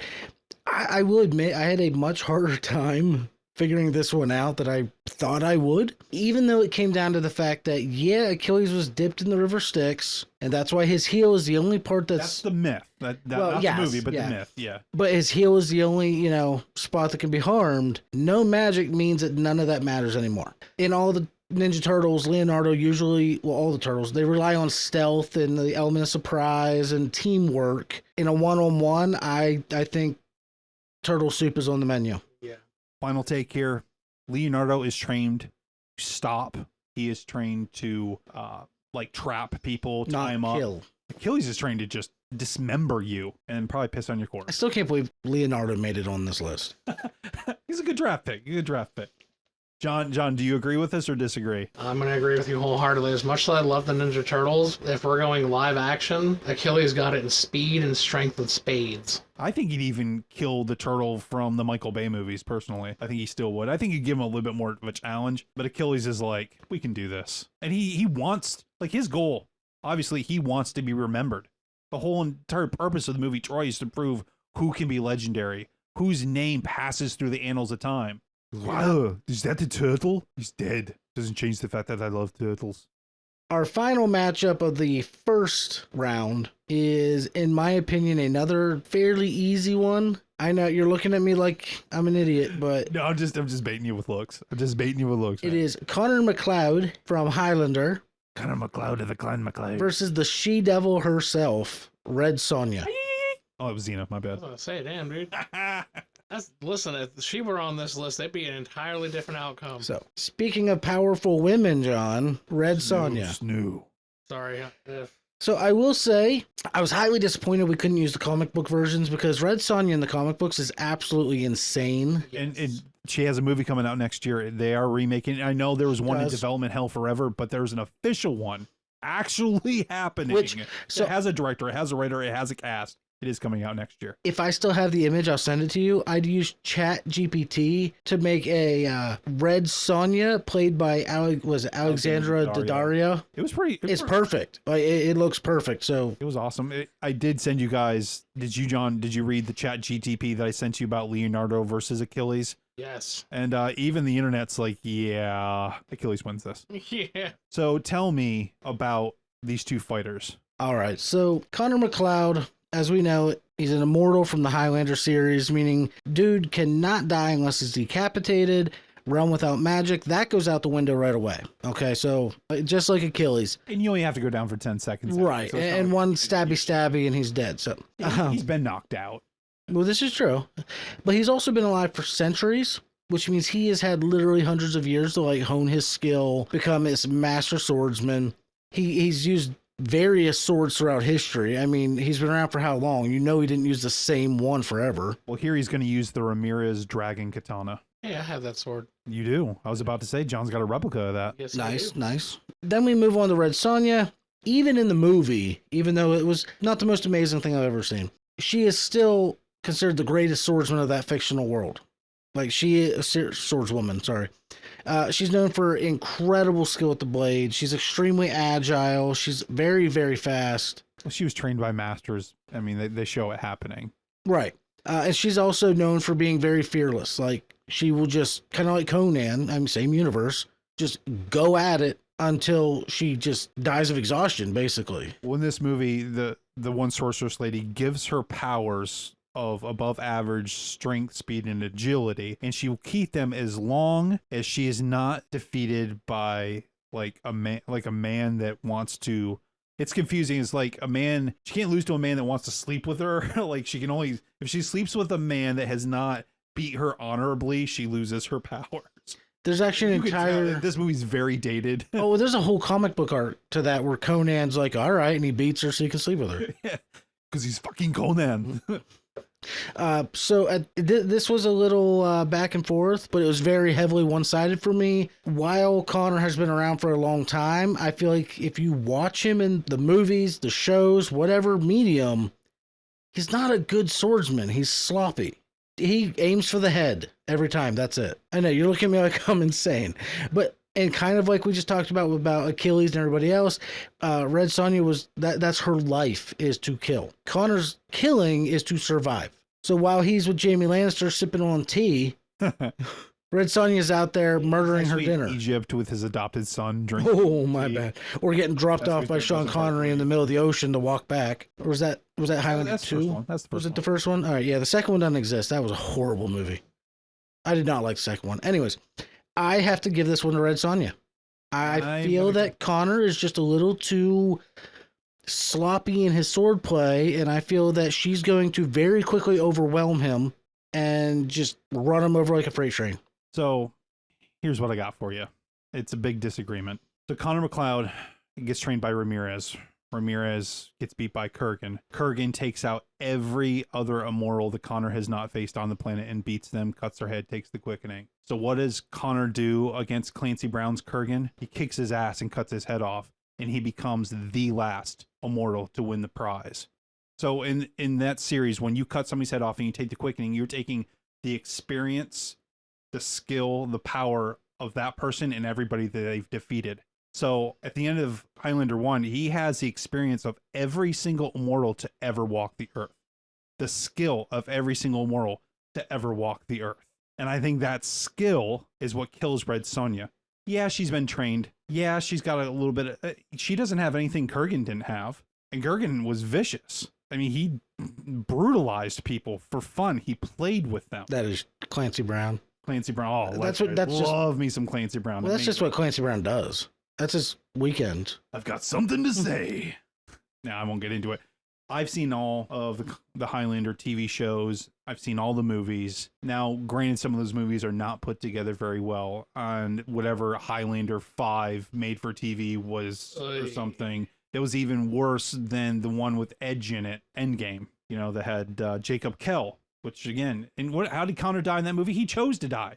He could have won it all, but he's like, I don't want to live anymore. But I don't think there's anything the Red Sonja can do that Connor McLeod, in his, I think he's 506 years old. I think in 506 years, I don't think there's anything she can do that he has not seen yet. Any technique she can pull out that he has not seen yet. He's trained in Spain. He's trained in China. He's trained in America. He's trained down in South. Like, he's trained everywhere with everybody. He's beat everybody. Were all the Highlanders male? No. In the TV series, there were some women. Oh, there was? Okay. I remember watching the TV series, but never like the whole way through or in order. Well, here's it's another timeline thing. Oh, jeez. But I'll take Connor off of the movie more than in the first movie, later than in other movies and in the TV show. But my pick is Connor McLeod. And I know, I mean, just, you want to talk about, yeah, he looks sloppy on screen. You saw the fighting in the Red Sonja movie where she takes on Calidor, where they fight each other to exhaustion. They're just wildly swinging with these big giant swords. If you watch the final scene, there was a technique. Battle, it was a technique, Michael. Well, look at the technique between Kurgan and Connor McLeod in the final battle of Highlander 1. And you tell me there wasn't actual sword fighting skill going on there. So I'm going to leave it up to the judges. And I swear if Red Sonja wins this, I'm going to be flabbergasted that Connor McLeod doesn't move on, but look, it's up to the judge. He's got a replica of Connor McLeod's sword. I think we already know, but he does like snoo. I like the strong women. What if Red Sonja was a Highlander? That would be amazing. That would be amazing. So you both raised some really good points with this one. Looking at, you also own a trench coat. I want to point that out. Listen, I have the photos. Just let the man speak. Very, very comfortable. Let him speak. So you both know I like my strong women. I both like Connor McLeod. This was not easy for me, but it's going to be Connor. Thank you. It has to go down to the sword play. Swordsmanship. It's sword play because, again, she only knows one style. If he's been around this long, he doesn't have all the strength. So I'm not counting all that other stuff. But you cannot deny that over 500 plus years, he's going to know a couple different ways to kind of throw her off. She might get him in the long run with endurance, and I'm probably going to catch a lot of flack from this, but I'm going to go with Connor with this one. Well, if you're on my side and think this is a load of garbage, comment down below and let us know. Boycott John. Yeah, John just self-sabotaging so he never has to be on the show. Hashtag boycott John. But then we ask, how do you spell your name, John? Because we still don't know the truth. Exactly. This is how you Well, do it's it. If you don't Jonathan. spell it right, the vote doesn't Is it count. Jean? See, It is. Jean. What? Like Jean-Claude? Jean? Well, it's Jonathan. So I always says Jon. But then your wife told me you prefer John. But there's no H anywhere in your entire. We want proof of the birth certificate. What's on your passport? I want to know. Anyways, Dude, we got through round one. Yep. And now we can. I know you guys sat along and you listened, and you remember this is. But listen, we got all the nitty gritty out there. All the info is mostly there. So when we get to round two here, we should be able to breeze through. So we're gonna recap here. All right. So round two, real quick bracket. We got Zoro versus Conan, Lan versus Legolas, Geralt versus Brienne, and Achilles versus Connor. Some of these, I think, it'll be. We haven't had days to think about these because we didn't know who was going to show up in round two. I know. Oh no, trust me, I played this stuff out in my head quite a bit. So, Josh, first round is over. Round two's here. Takes into the first battle. All right. So first up, we have Zoro from One Piece, or Roronoa Zoa, Krakenoa, Roanoke Island. Aurora Borealis. No, we've got Zoro from One Piece versus Conan the Barbarian. So as stated, Zoro, extremely agile and incredible swordsman, apparently not good enough for some people. Followed by Conan, the truly freight train of a man who could probably take an arrow to the eye or the knee and keep on going. Michael, who is going to take this one? Zoro's fancy. That dude is fancy. quick. And he is fast. He's extremely fast. Conan gonna get cut. But you know what Conan's also gonna do when Zoro puts his blade into his arm or leg? Conan's gonna grab him by his throat and he's gonna snap his neck. That's illegal. It's a sword fight. It's not illegal. There's swords being used. Listen, Conan bit a man. He did. He Yeah, straight sure. bit that dude. Rip his throat out with his He teeth. punched a camel out. There's no level of debauchery that Conan will not go down to. He don't care. He gets down. He straight reset that camel. No, listen, Zoro's got, all jokes aside, he's just fantastic. And Conan is a brute. And generally, you would think the guy, now neither one of them wear armor that much. We haven't even talked much about armor in these fights. One's got just some regular clothing. One of them's walking around in a leather diaper. So, but that's how beast Conan is. He's like, I'm going to roll up in my undies, my underoos. I'm going to beat your ass. I'm not wearing a shield. I'm not wearing all this fancy, heavy shit. I don't need it. Loincloth. Come at me. I'm that tough. I want you to come at me dressed like this. Say it like Conan. I want you to come at me with your sword. I'm going to grab your sword and going to break it. And then going to crush it. And I'm going to make you eat it. Get to the chopper. Get to the chopper. I'm going to put you in the chopper. Cut you into pieces. No, listen, Conan wins this. He does. But he's going to get hurt. I think he's getting, Zoro is fast and he's going to slice him up. But I think again, brute strength is going to push through here. That's my pick. That is what I got. Love is. So, I was dreading this combo if it did come together because I feel that Zoro is extremely fast. He's going to get many hits in, but Look how he faced against the shark dudes. The shark dudes were tossing him around. Conan's like a shark dude. But see, in my head, I'm thinking like the very first swing, Conan's going to parry with such force that's going to put Zoro on his ass. Or break his sword. Or Zoro's going to just duck it and drive it right up through his chest. And that's when he gets his neck broke. And then Conan drops down to a knee going, that hurt. Oh, this is a hard one. I am going to have to give it to Conan. Ooh, 3 out of 5. What was your pick? If I said Zoro, what was your pick going to be, John?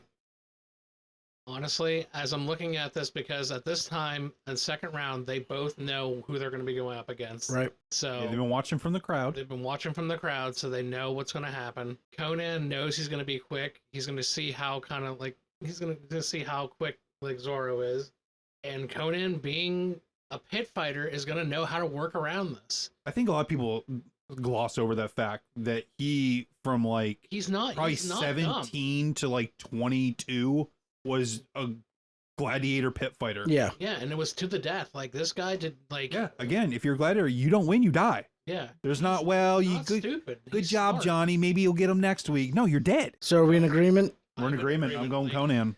All right, Conan moves on to round 3. Next up in round 2, we have Lan Mandragoran from Wheel of Time Lan Mandragoran. versus Legolas Greenleaf from The Lord of the Rings. Now, see, this one's a tough one for me. It is. It's incredible. They are both incredibly agile. Oh, yeah.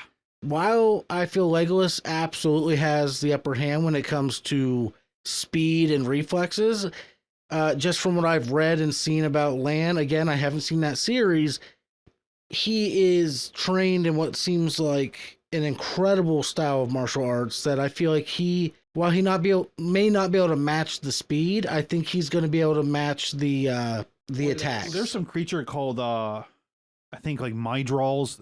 They're like these cloaked figures where their faces just have like teeth. They can see, but they don't have any eyes. And they can take out like 15 plus like sword fighters on their own a Like piece. the Leviathans in Supernatural. That's exactly sort what of. I was picturing. Yeah. Yeah. And he is able to kill 2 of them on his own while being injured. He takes on Trollocs, which are like orc, troll, hybrid, crazy dudes. And again, yes, Legolas. He grew up in Middle Earth. Legolas has magical. never bled. That we know of. And if you pay attention in the entire trilogy, he only ever says one thing to Frodo, and my bow. Well, listen. True story. They weren't fans of each other. There's your trivia, people. Go watch you some. Peter Lord of the Jackson had Rings to and keep prove him the apart. man Maybe wrong. somebody had to get a bodyguard because maybe Orlando Bloom was off the chain and he just, Do you know they all got tattoos? yes. The whole fellowship, they got matching tattoos in Elvish. Yeah. Yeah. Anyways, Anyway, listen, I know the easy answer here would be Legolas. how is that the easy answer? Because he's like the most famous and like he's done all, like, look at all the crazy feats he's done in the movies. But he's always with a group of people. He's always using his bow. I think for straight up sword play, I think Lan takes him, but barely. I do. This is sword fighting tournament. This isn't the Hunger Games where you can do all kinds of other crazy stuff. This is, and yeah, you can use your fists if you lose your sword, but this is basically just sword play. And he's known to be, in the Third Age, the greatest swordsman, the greatest warder. He's taken on magic users. He's taken on the beasts. It's so close. I think it's even closer than the last fight, but I think Lan takes it, and that's my pick. All right. But as you said, they have now seen the opposing party fight at least once. Well, once. Yes. I feel like Legolas would be able to use his tactics, and he's a very tactical person. At least Somehow an archer is going to in win my this head. entire thing. I can feel it. I just feel that being able, even though yes, Lan is insanely skilled and agile and all that fun words, I feel honestly like Legolas is going to be able to watch that and be able to dictate what his moves are going to be just enough that he's going to be quicker and be able to get in. Okay. I guess we got to give it to the judge here. Yeah, this one is not easy because I'm picturing everything you guys are saying, and in my head, I'm picturing them fighting. And it's incredibly close. I like Legolas, but looking at that, I gotta say, man, this is not easy. There's no wrong answer. I mean, yeah, because it's incredibly hard. I'm gonna go with Legolas. And I'm gonna give it to him Alright. just because he's gonna be quick, and he has a lot of insight. He's got, granted, Lan has his sword skill, but Legolas has a few years of combat more than him, and I think that's going to play a good part in this. He is a lot older. I was curious, were you going to pick Lan, and were you going to pick a guy that you've never watched in the TV show ever? So before I got into this, I did check up all of these characters that you guys had selected, and I had gotten a little bit of detail on each, and I was still, I knew this was going to be a hard one to choose from. part of my issue with this one, why it was so close, is I need another season of the Wheel of Time. We've only gotten 2 seasons, and there's so much more huge battles that is going on that I don't think they've really showcased Lan as much as they have in the books. He's way more crazy and badass in the books. But I take your opinion, and I'll go with it. Was not easy. I can't help but laugh because I look at round 3 and it's going to be Conan versus Oh my Legolas. god, I'm like, Jesus. A fucking archer is going to win this entire fucking tournament, you sons of bitches. That's what's going to fucking happen, okay? Somehow Legolas, the elf that I said, should we really have him in here, is going to win the entire fucking tournament. Until he dies. On that note, next up in round 2, we have Geralt the Witcher, which should be Aragorn, versus Brienne of Tarth. Should be Pendragon. No, I'm just kidding. In a different universe, maybe. All right, give us a rundown on Geralt and Brienne. Listen, if it was King Arthur and Knights of Justice, the cartoon, I would totally give it to the cartoon, dude. If it was Arthur He from was a Merlin, quarterback. he would have been squished like a bug. I heard that guy was amazingly good, but I never watched the show. Never, Oh, yeah. Never wanted Yeah, to but he was a little whiny, spoiled kid for the most part in the show. Until much later. But I mean, it is a good show. You should watch Merlin. It is good. I thought about it. It's Very my dated, radar. very dated, like magical special like effects. Sci-Fi Channel. Yeah, but it was actually pretty well done. So Geralt the Witcher, Brienne of Tarth. I took the lead on the last one. Who wins this fight and why? This well, Keeping in mind no magic, but like you said, Geralt is still a very, very skilled swordsman. Brienne is the top swordswoman in like ever. I don't know if the exact title. I know she becomes a knight. So well, that is the title, but I don't know. Is she like the first official female knight in Westeros? I don't know. And she does. I'm sure it says in the books, but I never got through past the first book. Because I know Jamie knights her late, like in the TV show, but I thought even there somebody scoffed or something about a female being a knight because that's like her dream. I think that she is like the first female knight. Okay. And if she's not to even reach that feat, then maybe she's only the second one or something. But still, that's crazy. If you're a huge Song of Ice and Fire fan, let us know what the heck we're talking about right now, please. Do you have an insight of when the last book is coming out? 2097. Look us up. So Legolas is still waiting on it. You're like, Yeah. like, come on, man, let's go.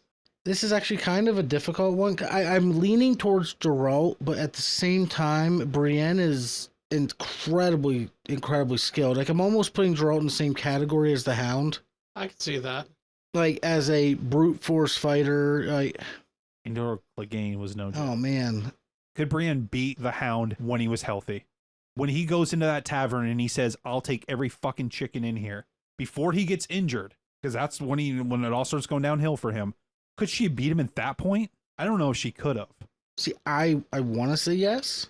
I am going to have to give this round... Oh, man, it's like a 50-50 split. Mm-hmm. I'm going to have to give this round to Geralt. I'm going to agree with you. I thought it was a lot quicker of a decision in my head. Brienne is going to surprise Geralt. He thinks he's going to walk through this kind of, even though he watched the fight with Pendragon, I think she shocks him, and maybe she even kicks him right square in the balls. And he's going to be like, whoa, what? And I think that is going to light the fire in him that was lit in her when she had to fight the Hound. The worst thing that, normally in a fight, if you get angry, kind of your better judgment goes out the window. But when Geralt gets angry, he gets better. The more vicious he gets, the more pissy he gets. So he's the Hulk? Yes. The angrier he gets, the stronger he gets? Yeah, I don't know. He's crazy. I think Geralt takes it. All right. But she gets 2 good shots in him that he is not expecting now. And To the left and the right testicle, or what? I don't know. All right, Judge, if we had I picked Geralt, he picks Brienne, vice versa. Who would you have picked?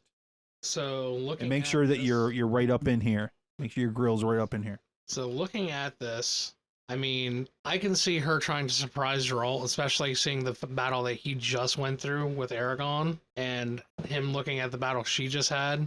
He's going to go into this cautious, not really expecting her to be as strong as she was. But I'm going to take it with Geralt, because again, he's going to get pissed off. I think he has more experience on his side. You realize that if Brienne would have won this, we would have been saying that she was better than Geralt and better than Aragon? No, I don't think so. I don't. Well, and I also feel that she'd have gone into this probably somewhat nervous after seeing that Aragorn and Geralt battle. I think everybody might. Even Conan's probably going. Because I think that was probably the most evenly matched battle here. Agreed, yes. Unfortunately, there's always a round one fight that is almost like your finale. They're just all in every tournament I've ever done with my friends, just joking around in whatever it was. That always happens. Well, I mean, I'm very torn on this next battle. Who's in the next battle, John? Achilles? No, he's not allowed to talk. Oh, wait, sit in the corner. Go ahead. Go ahead. So we got Achilles versus Connor McLeod. Connor McLeod of the Clan McLeod, born on the shores of Glenfinnan versus Achilles. Man. So I guess I'll go first on this one. Man, the first time I saw Highlander when I was like 13 years old, I fell in love with that movie. I fell in love with that character. I didn't want my head cut off, but I wanted to be the Highlander. I wanted a katana. I wanted to go sword fight people. I love Troy. Man, is that an amazing movie, beginning to end. I don't care if they had issues behind the scenes. I don't care about the score problems. I love the soundtrack from James Horner. He does good Star Trek music too. With that all being said, sword to sword, Connor McLeod's got so much experience by years, but I don't believe he's been in the battles that Achilles has been in. I don't think you said earlier, I'm going to use some of your reasoning why he should lose, that he's just chilling around, relaxing. He just fights to survive. Mm-hmm. He's not actively going to win the prize. Right. Achilles is like, so I'm going to train Monday, Tuesday, Wednesday, and Thursday, Friday, Saturday, I'm going to kill people, and then I'm just going to rotate. I'm going to train and kill and train. That's all I'm going to do. You, in front of me, I'm going to take that dragon sword after I kill you. And Connor's going to get everything he's got. And he, like I said before, he's got all that experience in him from winning those battles, but Achilles wins this. Achilles is just too vicious. He's too fast. He's too agile. He is too in your face. Achilles kills Connor McLeod. I hate to say it. It breaks my heart to say it. Achilles kills Connor McLeod. You would ask me this in high school, I probably would have screamed at me right now and went the other way. But my experience has taught me to see a better swordsman. And man, see, everything you just said to me, defending Connor McLeod, you go back on it. Well, he gets all the power from all the other people, and it's okay. I think Achilles is going to take it too. I do. I really do. I was like, here we go. I was expecting that to go a different way. No. I think Achilles is going to go into this just ready to demolish the poor man. I mean, this would have been like Achilles from Hercules, the series with like Kevin Sorbo. Well, and you got to figure too, Achilles is going into it with all this, like a full belly, full of energy from turtle soup. Like he's ready to go. Oh, poor Leo. Oh, so how do you like your pizza with turtle on it? Rest in peace, Leo. Yeah. Okay. Well, man, I at the beginning of this, I was like, Connor he was one of my favorites to win this, but I knew it was going to be hard. There's a couple killers in here. 3 killers. So we have our final 4. It's going to be Conan versus Lan, Geralt versus Achilles. Am I looking at something wrong? Or Legolas? I'm sorry, Legolas. I'm like, what? Apparently, I ignored everything you guys said, and I wrote down Lan instead. Michael's like, no, I don't think so, bitch. He's gonna be in this bracket with you all. Like These guys just looked like the roof fell in. They had no idea what was going on. That's how you spell Legolas, Lan, right? Yeah, local area network. Yeah. Land party time. That's all good. right, so Conan, Legolas, Geralt, Achilles. So Josh, Boy. let's take the lead on this. We're at our final 4 here. We are. Now, have they had time to recuperate from these battles?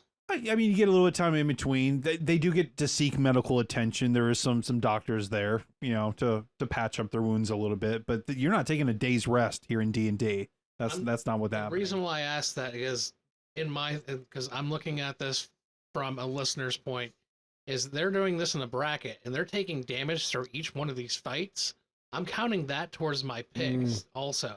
See, in my head, I was thinking like each round they come in fresh, like a video game. Select your character.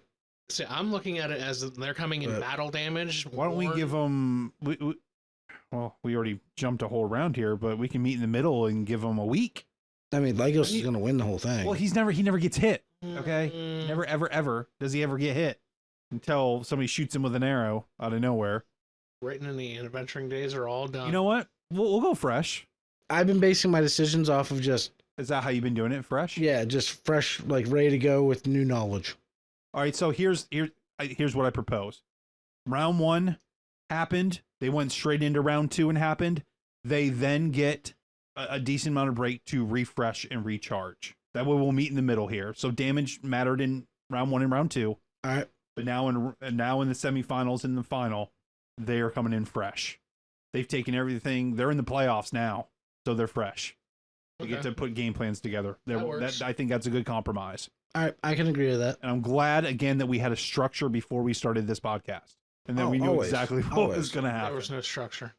All right, so Josh, if you have Conan fresh versus Legolas fresh, they have seen each other battle. Who takes this home?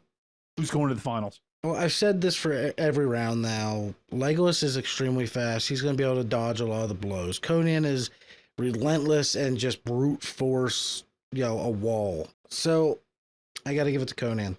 I didn't think you were going that direction. I was sitting here trying to figure out how to defend Conan. I really was.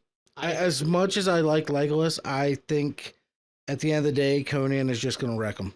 Legolas has taken on Uruk-hai, which, It's basically Conan. Yeah, on steroids. But the difference is this is Conan. This is an Uruk-hai trained for years and years.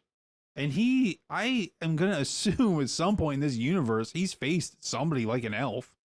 He had to have. Now we didn't see it on screen. We are going to only see what we see on screen. But man, he took on a mutated demigod played by Andre the Giant. Rest in peace. Yeah, I'm going to agree with you with Conan. He's just too much. Conan is just too much. Judge, what are your thoughts? I'm going into this with that much time in between the next fight that Conan's going to know that he's quick. And with his battle background, he's going to know that he needs to finish this fight quick. Otherwise, the longer it goes on, it could easily look like Legolas could win. I'm thinking that Conan's going to play on him doing something quick and just make him pay for it hard. See, I don't. Legolas is going in here thinking it's just another big, strong guy, even though he's watched him. He's like, well, I can still take him. I'm Legolas. I can take anybody. Yeah. And I think that overconfidence is what's going to be his downfall. See, I don't think Conan's going to go into it thinking, oh, he's quick. I think he's going to go into it just thinking, I'm going to squash this little bug. Michael, do the voice. Good to crush him over and over. And that pretty little Tariel, she's coming home with me. Let me see your war face. Want to hear your war cry. So we got Geralt and we have Achilles fighting for that final spot in the finals to take on Conan. They both watch each other from the stands. They're both fresh. And there's one thing you don't want to fight, and that's a fresh Achilles. You also don't want to walk on a bad Achilles either, apparently. I don't know. Geralt, Captain America with a sword. Achilles, like two Captain Americas with a sword. This is so razor thin. Achilles is known for taking people out with as least amount of blows as possible. Least amount of energy expended. But Geralt's going to push him. This is going to be the toughest fight so far for Achilles, I think, in this tournament. Geralt, black leather armor. He's pretty well protected with that armor, whereas Achilles does have the classic Greek. Your legs are out, your arms are out. You do have the helmet. Doesn't have a shield here, just a sword. If he had a shield, I'd probably just give it to Achilles because his shield play was just crazy. Yeah. I think you have Achilles who's like a rabid Wolverine right now. My heart wants to say Geralt, but my brain's telling me it's Achilles. I think as much damage as I've seen both of them take in these rounds and in their respective live action portrayals, and despite the fact that Geralt has more armor, Achilles just doesn't get hurt. I got to give 3 fights out of 5 to Achilles.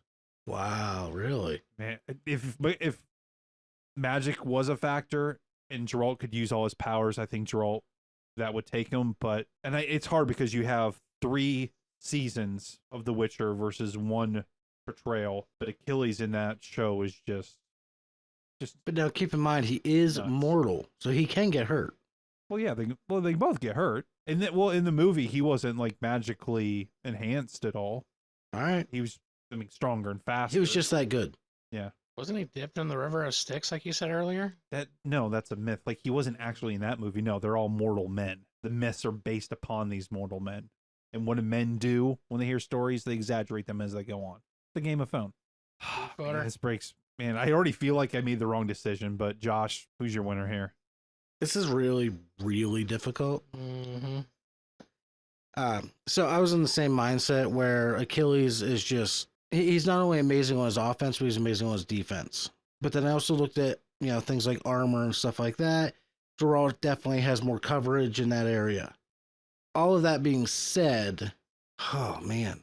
I know Geralt has been tossed around. It's usually by monsters, but he has bled. He has been knocked around by other fighters before. Now, granted, it's usually more than one, but Achilles, just in the middle of all those battles in Troy, like when, like one-on-one or in the mix, like when did he see? That's the thing. Now I see it as Achilles is used to one-on-one, but it's always in a battlefield setting. He's not used to a one-on-one with someone who is, that's their entire life, is hunting down and one-on-one battles with everything from witches to. Granted, the only one-on-one we saw was against Hector. Right. Who said he was the best I've ever fought, and he lost. I've got to give this one to Geralt. And I don't fault you for that, because like as soon as it came out of my mouth, I felt like I said the wrong thing, but I did make my decision. Well, that's how I feel right now. Like, it is a very, very. This is like Wolverine versus Wolverine. Like, who wins, right? Like, in fact, I think this is like Wolverine versus Sabretooth. Speaking of our judge that has some crazy hair going back there, like he's trying to be Wolverine, who wins this fight? John, you gotta be the tiebreaker. That's why we brought you here. Who's going to the finals? And going into the battle that they know what's going to happen, I'm going to give it to Geralt. He's going to know at this point what pisses off Achilles. He's going to use it to his advantage. He himself, we've already discussed that the more that Geralt gets mad, he's going to get stronger, faster. He's going to keep up with Achilles. It's going to be really close, but I think Achilles is going to screw up somewhere along the lines. It might be very minute, but it's going to be enough to give Geralt the edge, and it's going to cause Geralt to get the win. Going on the other side of this, I think Geralt is going to piss Achilles off, because Achilles is going to be like, okay, you're strong. He's going to try all these precise blows and they're not going to work. And Geralt's his strength is going to keep pushing him. And it's going to fluster Achilles and actually for once put Achilles off his game. Every single thing he's done, taking out Blagueus with one hit, fighting alongside Ajax and ripping through men, all that stuff isn't going to matter to Geralt, and he's going to be like, why can't I beat this guy? What is going on? Why Geralt's like, this is just another day. Well, and another day. Geralt can take a hit. Yeah. Achilles has never had to take a hit. He been hit once, and he's like, whoa, what was that? Geralt is also more methodical. Like, he's going to go into this knowing what his opponent can do. I feel like this is going to be one of those, if people ever comment on, They will. Okay. Our fans, I feel like this is going to be one of those comment battle. Heavily. Well, listen, people turned it off when Aragon lost. I mean, I checked out. They rage quit. No, I feel like this is going to be one of those heavily debated things. I mean, I'd like it to be heavily debated in the comments down below on YouTube. I want these battles to provoke people's imagination. So moving into the final round, I am kind of dreading. I was favorites right here, and I was dreading that this was going to be. I thought we were getting like Connor Achilles at the end at some point somewhere, because the way the bracket was previously set up and the people were moved around. I thought something crazy was going to go on. The final matchup is Conan the Barbarian versus Geralt of Rivia, who's not a Rivia, but he's still a Witcher. This is true. Apparently, we'll just say Geralt the Witcher. Really super long name as the lore goes, and somebody made fun of the name and it didn't really work out, but he kept the Rivia part of the name. Yeah, he just kind of like, Geralt of Rivia, and it's not even where he's from. That's what I read. If I'm wrong, tell me in the comments. Or go to treeofgeek.com, the contact us tab, shoot us a message. We'd love to hear from you. No, you don't need to keep it clean. Get as dirty as you want. We don't even care.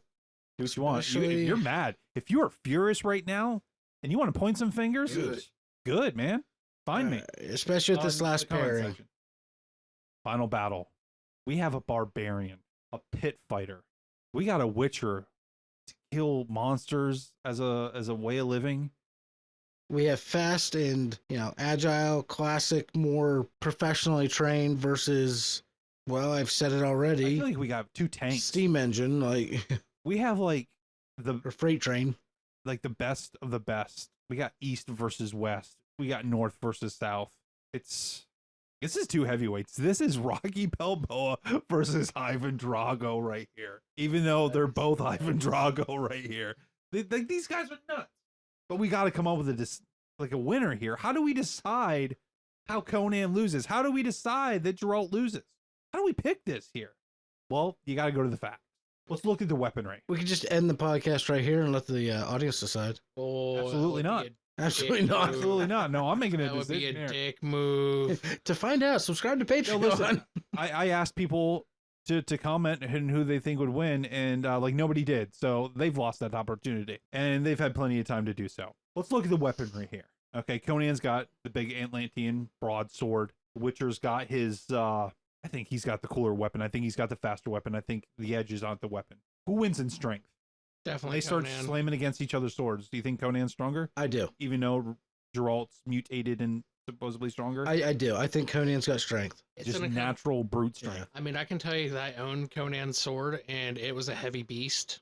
Was it his dad's sword or the Atlantean sword? It was his, His no, dad's the sword. it was the Atlantean, the one that he gets from Crom. Yeah. Crom. Yeah. The hell with you. I had that one, and that sucker was heavy.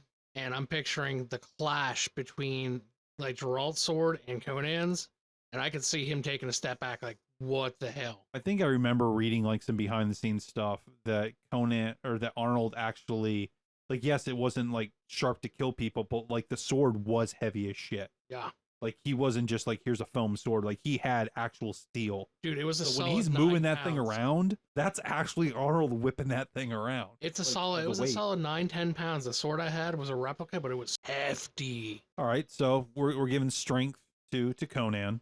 I gave the sword itself, like the way it's shaped, everything, to Geralt. What about agility? Being Geralt. able to move around, Geralt. Geralt.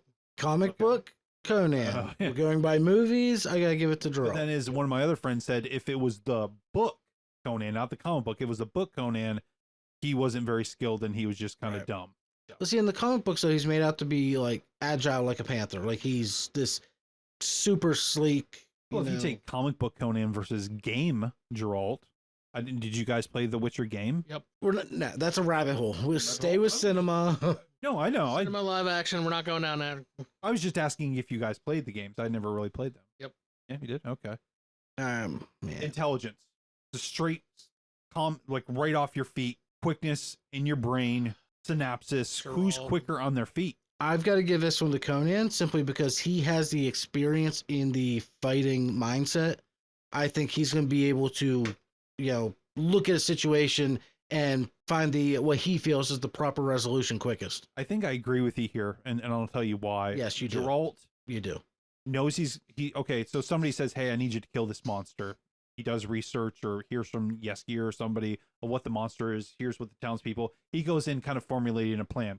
When Conan's in a pit and he's facing a dude 2 feet away from him, trying to kill him, he doesn't have time to really formulate a plan. Mm-mm. His plan is survive. Geralt is quick on his feet and he is smart, but he's always like a big picture type of battle thing where Conan's like, he's used to somebody constantly being in his face trying to kill him. So you're saying Geralt is book smart and Conan is street smart? Yeah, isn't that weird? It's strange to say, but I think so. I think Well, it's funny because when you look at Conan, you never think intelligence right away. And as I'm not trying to be an ass here, but I think a lot has to do with the portrayal. No offense, Arnold. He made Conan out to just be nothing but a massive muscle. But if we're looking about the movie, in Conan 2, The Destroyer, when he's fighting the wizard and there's 2 mirrors left, he worked off pure instinct to figure out he where was a lot that son- smarter in part 2 than part 1. But he knew Yeah. exactly where that son of a bitch was because of instinct. So he's like, all right, and boom, dead. That's true. I mean, he knew without a shadow of doubt. He was just like playing it, and it was straight instinct. He knew where to throw that sword. All right, but on Devil's Advocate, Geralt has faced countless, mythical beasts. and he's got to adapt to every one. Exactly. There's a instinct and adaptation can go hand in hand pretty quickly in a situation like this. I think it comes down To armor. to armor. No. I was just to say nope. Well, listen, in part 2, Arnold does wear pants. Oh, yeah, he does wear pants. He's like, I don't know, at least to protect my thighs. Thank you, Hollywood. And honestly, I would picture Geralt taking off the armor to face Arnold on an equal level. You can give Arnold the armor from the end of part 1, where he faces off against the 2 generals. I mean, he had the basic armor there. He had pants, he had the chest plate, he had the helmet. Helmet Yeah. doesn't last long on him. But I'm picturing mindset like Geralt's going to take it off and like, I don't need this. I can take you on the same way. I don't think he would. I think he's like, no, I ain't taking chances with this dude. I think I've faced enough monsters. I ain't messing around with this guy. No, I don't think Geralt's honorable. well, Geralt, he's not about pride. He's about just getting the job done. He's like, first off, before I face this guy in the final round, am I getting paid? Yeah. This is Am I all getting pro paid? bono. I'm out. He's done. And, I'm and out. Conan's like, so listen, if I kill him, do I get laid? By Red One wants Sonja? paid and one wants laid. What do you mean Red Sonja's dead? Ugh. All right, the time has come. I think my final decision is this. Of all the monsters that Geralt has faced, this is the one monster that is smarter than he is, or maybe even not smarter, just on equal level and just as skilled. And I think finally Geralt gets put down. But only 3 out of 5. I think Geralt can beat him 2 out of 5. Even with all of his skill and all of his agility, and like I said before, the big fancy words we're using to describe, speed. I think at the end of the day, Conan is just, he's used to these situations. I think Conan's going to do it. I think this is a wrestler versus a mixed martial artist here. Where like in the UFC, yeah, you get all those feints and moves, but like you take somebody like Conan that probably knows like Greco-Roman, probably some Brazilian jiu-jitsu, and takes him down and chokes out Geralt. Like, I feel like You know? Geralt's going to get hits in, but Conan can take the hits. And I think that's going to be what pulls him out on top, is that, I've seen Geralt take more damage and get put down a little bit more and get sick and get hurt. yeah. And Conan's like, Conan gets hit, sure, but he's gonna have another yeah. So that's 2 for Conan. judge. Dang, you guys are not making this easy. Come on, You can Judge. pick against us. I mean, you've already lost. if you Was it do, so. Judge Judy John? Judge Judy John, Jimmy Joe Jin. I like Conan, but I really want to give it to Geralt. Why would you give it to Geralt? The reason why is because I really think that speed is going to play a factor in this. I think that with enough hits, he's going to bring Conan down. But I can really see that with Conan can really land a good solid punch on Geralt. I mean, he's probably going to get knocked down like that camel. But See, I think Geralt? one hit, fist or sword from Conan is going to put Geralt down. the thing is, my thing is, can Conan get that hit? That's why I want to go with Geralt. I've seen Geralt get hit and go flying. I've never seen Conan get hit and go flying. Like, he's been knocked down and pushed, but I've never seen, now granted different film styles, but I've never seen Conan go flying back 15 feet. I mean, except for in the Conan the Destroyer when the monster throws him across the room at one point. But I mean, that's Andre doing that. Yeah, dude, you ain't playing games with Andre the Giant now. So the winner of the All Swords Out, Crossing swords, crossing streams. yeah, the winner of the episode is Conan the Barbarian. You know, I had a feeling it was going to go there, but I was like, man, you got Legolas in here, you got the Witcher in here, you got Achilles in here, you got Maximus up in here. All right, quick But bonus round. Video game character, not in the movie yet, but we would all love to see it. Conan versus Kratos from God oh of my War. God, Kratos. From God of War. I've never really. They've played the both games. killed gods. Yeah, but Kratos is way more. Kratos killed like gods, though, right? Yeah. Like, not just mutated. I didn't completely develop. Like they're throwing lightning and shit at him. Well, I mean, Kratos' Conan's video in a game. game too somewhere. Kratos' video game, so we can bring Conan in comic books, and he's killed gods.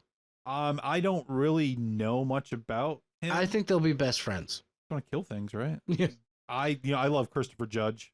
I think he was awesome on Stargate. He does a great voice work for Kratos. Is it Kratos? Yeah. Yeah, Kratos. So Conan wins it all. King Conan sits on his throne, destined to be the king of Aquilonia. So I just Yeah. bought a Conan the Barbarian comic book. That it's a variant cover, which means a different artist did the cover, but it's the same actual content inside. And it shows a It looks like a baby Conan sitting in a massive pool of blood with skulls floating around it. It's adorable and terrifying at the same Yeah, it time. is to me. I need to start reading some more Conan comic books. You know, it's serendipitous that he won this because we've been requested to do a Conan episode in the future. Will we? I know, right? I don't know, but a few people have asked about it, so we'll see. Wow, this was fun. This was a great time. I had We'll a do lot this of again fun. in 2 years, 2 seasons. We'll do this again with some. Let us know why is Blade not here? Why is Deadpool not here? Why is so many other people not here? But before you do all that, let us know about the picks that we just had. Do you agree? Do you disagree? Who should have won? Yeah, I put I the wanna bracket on know. Instagram. Fill out your own bracket and send it to us. That's what I mean. Like, this was not easy. I want to know what everybody else thinks. When we started this podcast, this was Geralt. about playground conversations. What you talk about on the swing set. What you talk about on the monkey bars. It started out with one of those jokes of like, oh, well, who could pick up Thor's hammer? And it snowballed into this. And yet we never did. Who could pick up Thor's damn hammer? That's because other people on other podcasts and other videos have already done that. Could a carpenter pick up Thor's hammer? Listen, guys, this was a fun time. I cannot wait to do something like this again in the future. We got some very special episodes coming up. We got some good stuff lined up for you folks out there. Thank you for being listeners of the loyal variety. If you're listening to it all the way up to this point, like I'm telling you, I really, really do appreciate you. And if you want to interact more, Josh, plug away real quick before we get out of here. treeofgeek.com. You can hit the contact us tab at the top right. Send us a message. Let us know what you think of everything. You can jump on our Facebook page, our Instagram page, leave comments on the many different posts that we put up. I suggest Instagram more. Instagram, yeah, including each of these first round pairings are posted. Get on there. I think most of them. Everything's posted on there, including the bracket. All right, well, there we go. So let us know your thoughts on that. You can also jump over to youtube.com/@treeofgeek. That is where we post regularly. Give us a thumbs up. Yeah, man. give us that thumbs up. Hit the please. subscribe button. We do not have video currently, so the videos are a thumbnail with some random Season pictures thrown in. Season 4, it was like 17. Season 7, that's what I heard. We would like to get to that point eventually, so if you want to financially help us get there, go to patreon.com/treeofgeek. For $5 a month, you can sign up and be a member. You can get behind the scenes information. You can interact with us directly, and you'll get sneak peeks into the upcoming episodes long before we post it on social media, as well as the ability to vote in polls on upcoming guests as well as topics. So please let us know what you think. We look forward to hearing from you. So on this... Shut up. I'm going to finish this for you. For out there, go to thetreeofgeek.com. Push the buttons. Subscribe. Do it. Get to the chopper. Now I got to go get the tree to grow. I'll see you all later. We're done. Shut it down. Pull the plug. We're out. I'm the king. I win. You lose. Goodbye.